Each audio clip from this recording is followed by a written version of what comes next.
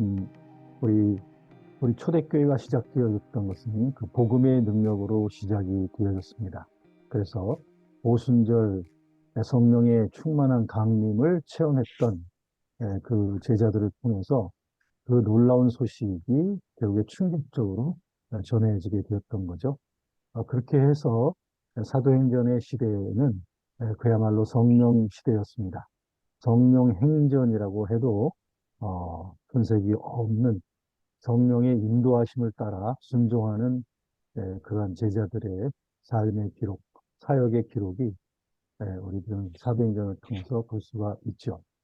오늘날 우리 21세기의 기독교가 정말 여러 가지 우리가 되돌아져야 될 것, 회복되어야 될 것, 정말 많다고 하는 그런 얘기들을 많이 하고 있습니다.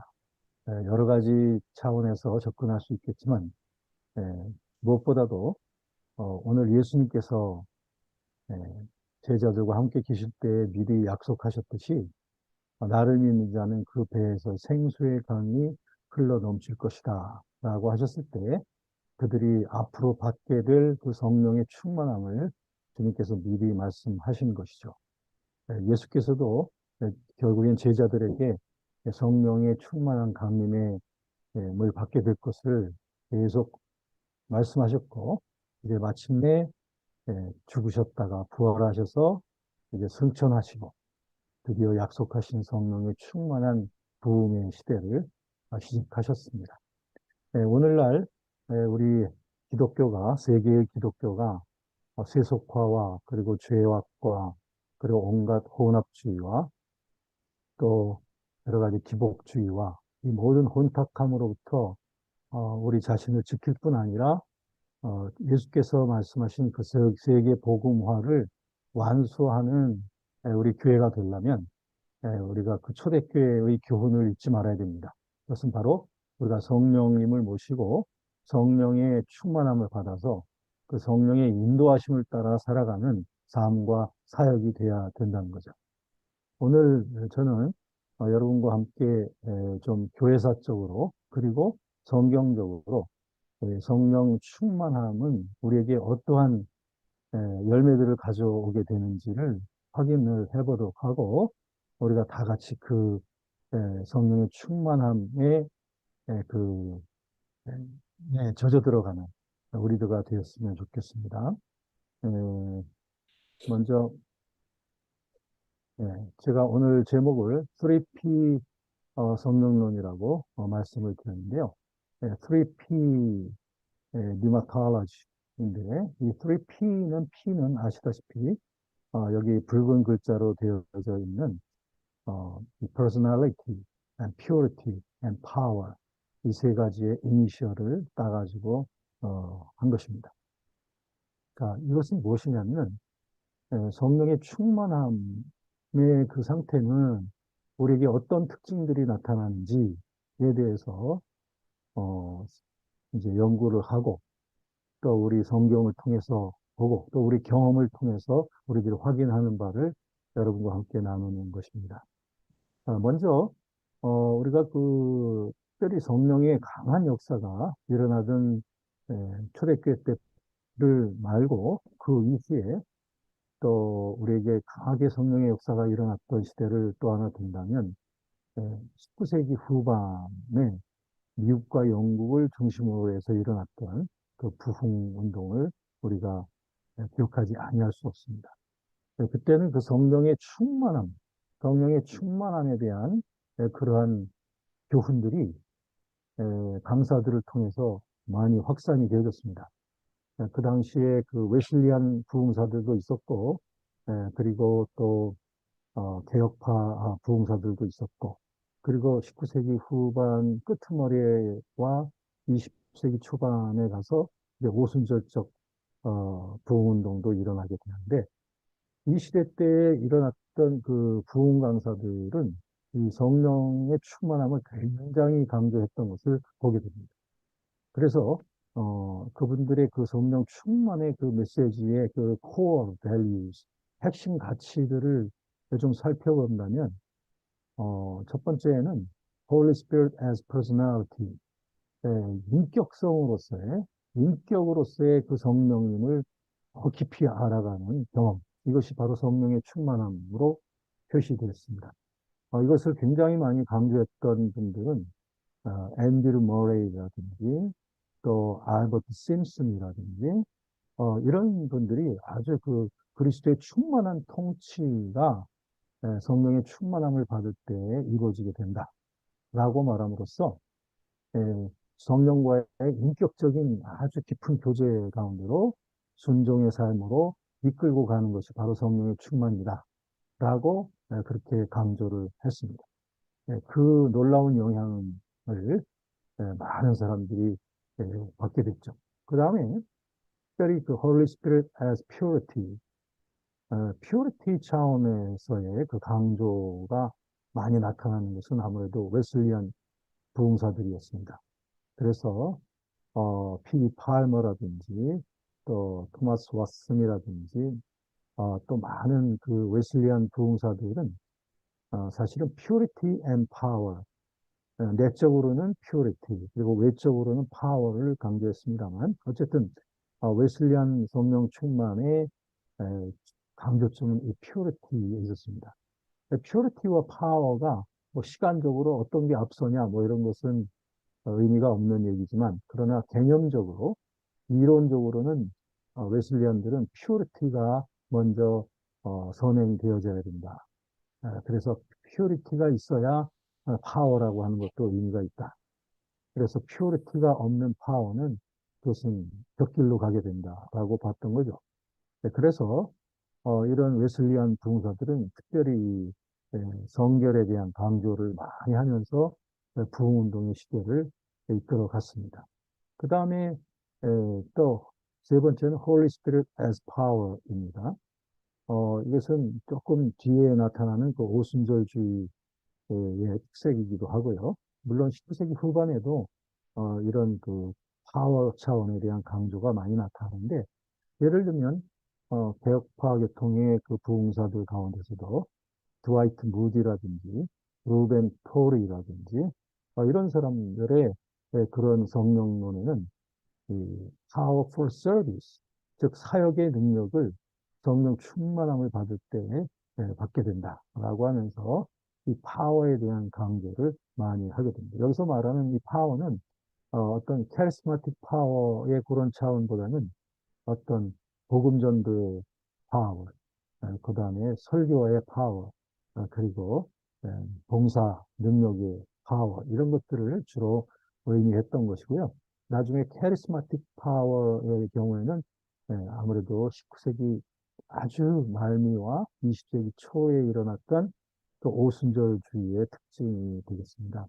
어쨌든 저는 이 19세기 후반에 아주 그 모범적인 이런 부흥운동의 시대에 있어서 많은 부흥사들이 이런 세 가지 핵심으로서의 성령운동을 벌여갔다는 것이 얼마나 부러운지 모르겠습니다.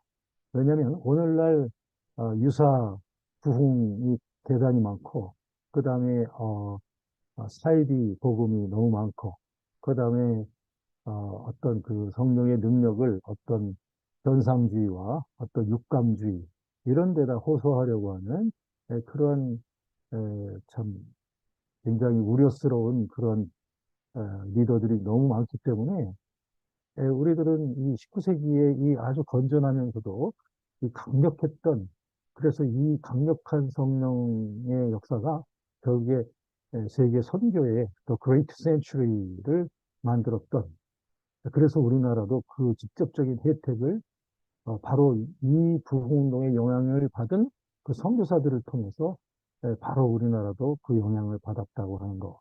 이것이 얼마나 멋지고 너무나 소중한 전통인지 모르겠습니다. 그래서 교회사적으로 볼 때 이 3P 성령론이라고 이렇게 제가 명한 이 성령의 충만함이란 성령의 퍼스널리티에 충만한 교제, 그 다음에 성령의 충만함을 통하여 내 영혼 속에 완전히 주님밖에는 사모하는 것이 없는 이 퓨어티, 그 다음에 성령의 충만함을 통하여 내게 맡겨준 모든 일들을 성령의 권능으로서 우리가 행할 수 있는 이러한 건전하면서도 복음적이고 강력한 이 성령의 그 능력을 우리들이 간절히 소망하고 우리들이 고백하고 이것을 또 무장하여서 우리가 느슨해지는 우리 기독교계 그리고 약화되어진 우리 교계가 다시 부흥하고 일어나야 되겠습니다. 자, 이렇게 교회사적으로 먼저 말씀드렸고요. 그 다음에 이제 성경적으로 볼 때에, 특별히 이제, 신약 성경을 중심으로 볼 때에, 이 3P가 어떻게 지지를 받고 있는지에 대해서 보면, 특별히 Holy Spirit as Personality에 대해서는 그 요한 서신들에 특별히 많이 강조되어 있는 것을 보게 되죠. 이제 이것을 좀 지역적으로 또 보도록 할게요. 그래서 요한 복음과 요한 1, 2, 3서에 보면 성령의 인격성에 대한 그런 강조가 굉장히 중되어 있습니다. 그 다음에 Holy Spirit as Purity, 즉 우리가 거룩함이 성령의 능력으로 되어집니다. 이것은 Pauline Pneumatology, 바울 서신 속에 여기에 대한 교훈들이 아주 잘 논리적으로 잘 되어져 있습니다. 생명의 성령의 법, 죄와 사망의 법, 그리스도와의 연합, 그리스도와의 십자가의 죽음, 이와 같은 교훈들을 통해서 잘 정리가 되어 있고요. 그 다음에 Holy Spirit as Power, 이건 특별히 누가의 서신들, 누가복음과 사도행전, 그리고 파울라인, 바울 서신에도 이와 같은 파워의 차원이 많이 되어져 있죠. 이제 이것을 좀 조금 더 자세히 보도록 하겠습니다.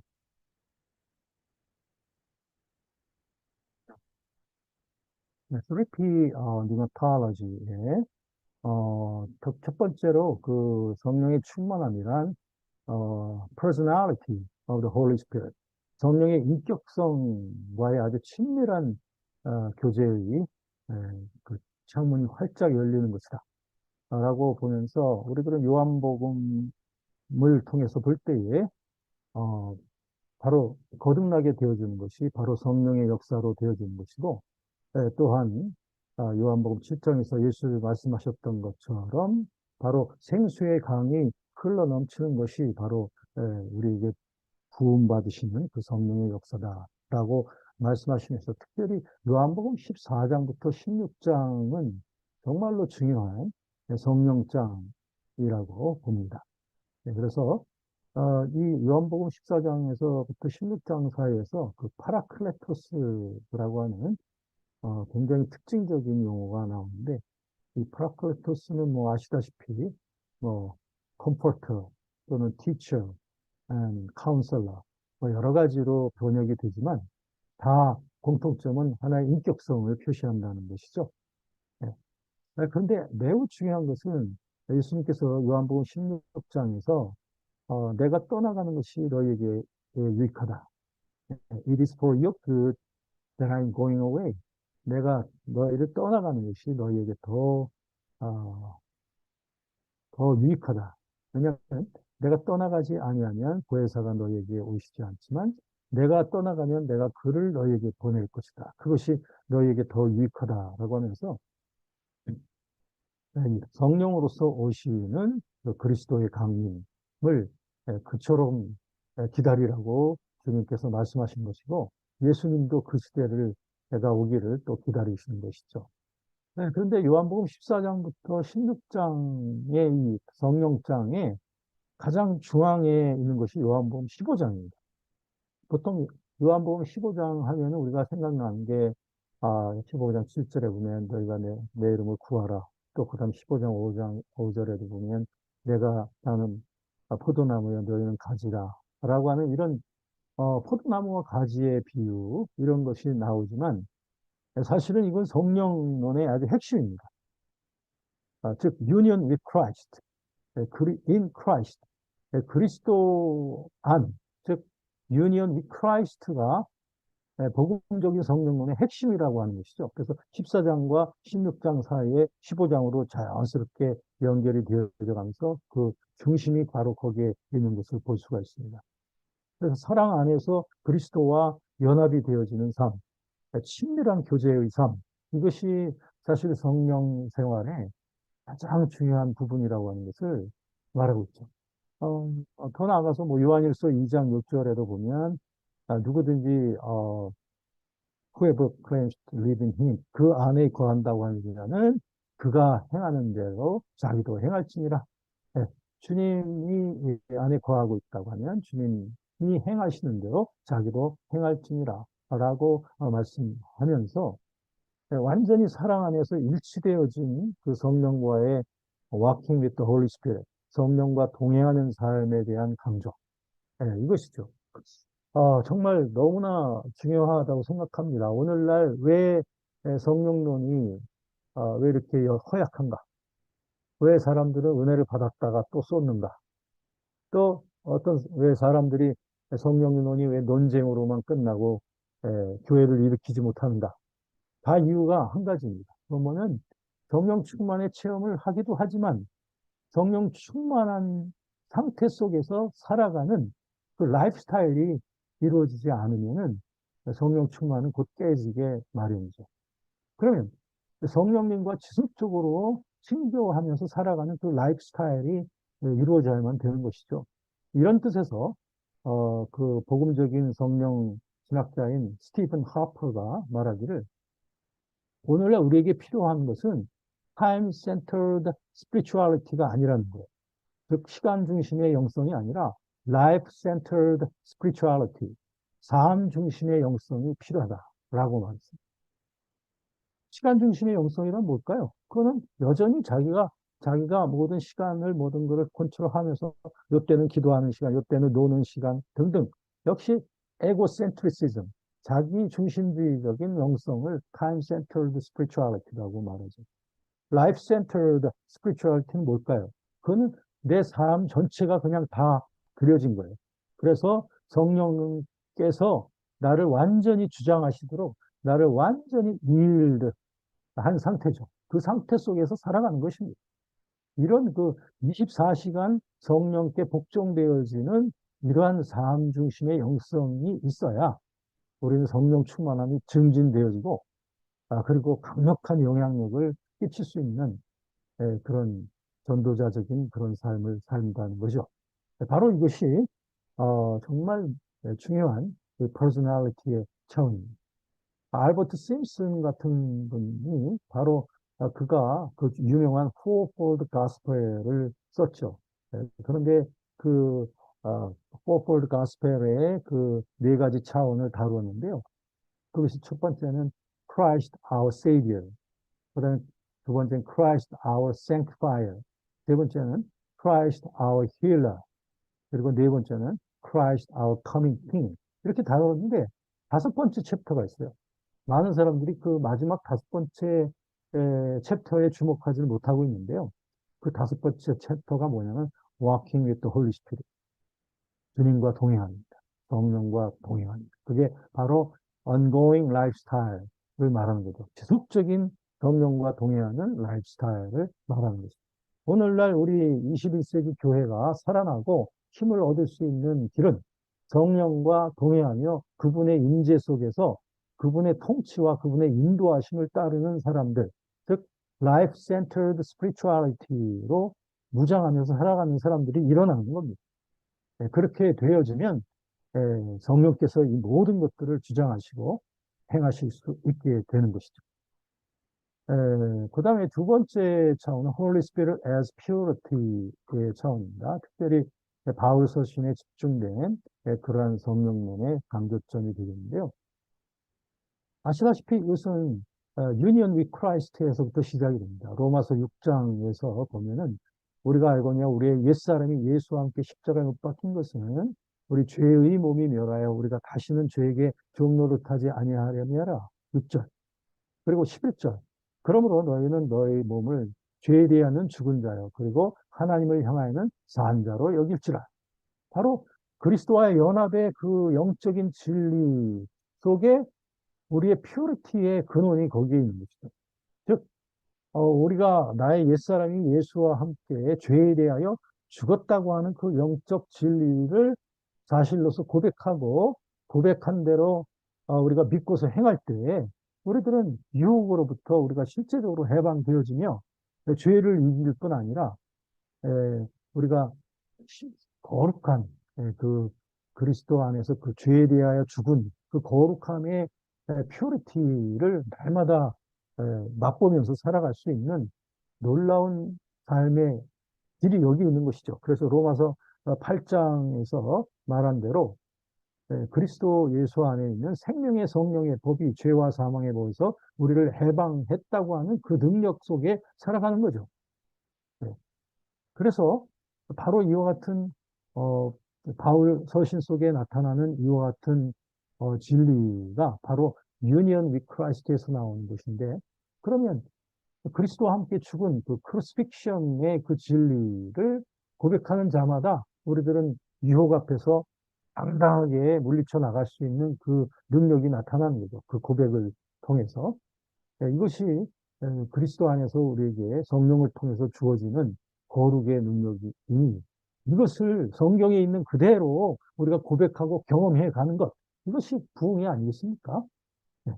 그래서 이렇게 될 때 로마서 14장 17절에 있는 것처럼 하나님의 나라는 먹고 마시는 것이 아니라 의와 평강과 기쁨이다. 성령 안에서.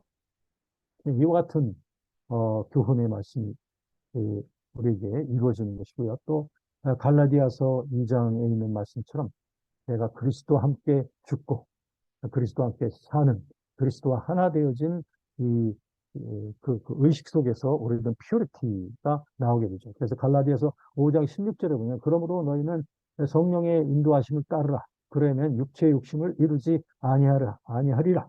라고 아주 분명하게 이 거룩한 삶에 대해서 분명하게 성경은 우리에게 더 이상 모호하지 않도록 우리에게 분명한 그 질서를 우리에게 계시해 주셨습니다. 이것을 그대로 우리가 믿고 고백하며 따를 때 우리에게는 이 거룩이 생활이 되어지겠죠. 이런 교회가 일어나고 이런 크리스천들이 계속 일어나야 됩니다. 죄에 대해서 승리하고 내 영혼 속에서 하나님 한 분만을 사모하는 그래서 아무것도 사모하는 것 없이 오직 주님과 주님의 뜻과 하나님의 나라만을 사모하는 이 퓨리티가 갖춰져 있는 그래서 내 뜻과 정성과 힘을 다해서 주님을 사랑하고 이웃을 내 몸같이 사랑하는 이런 퓨리티가 이 복음을 통해서 무장되어진 성도들 그런 교회들이 일어나는 것 이것이 마지막 날의 꿈이라고 믿습니다. 세 번째는 Holy Spirit as Power입니다. 여기서 아까 말씀드린 대로 누가복음 사도행전 그리고 바울 서신 속에 집중되어 있는 그 파워 차원이 되겠습니다. 그래서 누가복음 끝장에서 바로 하늘로부터 그 능력으로 덧입혀질 때까지 어, 덧입혀질 때까지 기다리라고 했던 그 말씀이 결국 사도행전 1장 8절에서 You will receive power when the Holy Spirit comes on you. 성령이 너에게 임하실 때 You will receive power. 성령, 두나미시죠. 권능을 받게 된다. 라고 주님께서 전부터 승천하시기 전부터 계속해서 말씀하셨던 것이 결국에 이루어졌고 이제는 성령의 충만함이 언제나 어디서나 준비되어진 영혼들 속에 다 경험되어지는 시대를 시작이 되어진 거죠. 그 시작이 사도행전 2장의 시작이 되겠습니다. 그렇게 되어지고 이럴 때 그 성령을 통해서 나타나는 그 성령의 나타남, manifestation of the Holy Spirit, 성령의 나타남에 대해서 특별히 고린도전서 12장부터 14장까지 아주 강하게 표현하고 있습니다. 고린도전서 2장 4절 5절에 보면 사도 바울이 사실 많은 역량을 갖고 있고 배경도 좋은 사람이지만 그러나 복음을 전함에 있어서는 자기가 갖고 있는 학식이나 배경이나 경험, 이런 것들이 아무 쓸데없다는 걸 너무나 잘 알기 때문에 사도 바울은 말하죠. 내 메시지나 내가 전하는 복음이 사람의 말로 하는 것이 아니라 오직 성령의 능력으로 하여 너희로 하여금 하나님께 너의 믿음이 있게 하노라. 이렇게 사도 바울은 고백을 하면서 고린도전서 12장부터 14장까지가 이 성령의 나타남, 좀 더 보통 흔한 말로 성령의 은사라고도 말하지만 이 성령의 manifestation에 대해서 말씀하고 있죠. 이 manifestation이라고 하는 말은 사실 revelation하고 좀 매우 유사한 용어이긴 하죠. 그래서 성령께서 자신의 능력을 manifest 하는 것이 성령의 나타남이죠.